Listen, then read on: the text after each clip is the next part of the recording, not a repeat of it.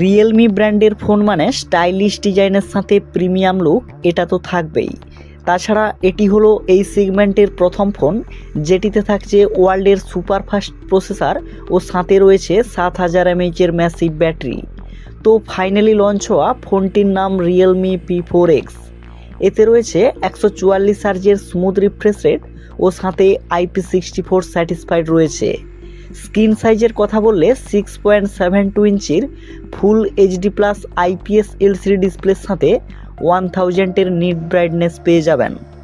এবার আসি রিয়েলমি যার জন্য এত ফেমাস মানে ক্যামেরার কথায়। ব্যাক সাইডে 50+2 মেগাপিক্সেলের মেন ক্যামেরা থাকছে, আর সেলফি তোলার জন্য রয়েছে 8 মেগাপিক্সেলের ক্যামেরা সেটআপ। আর ফোনটির সবথেকে ইন্টারেস্টিং ব্যাপার কি জানেন?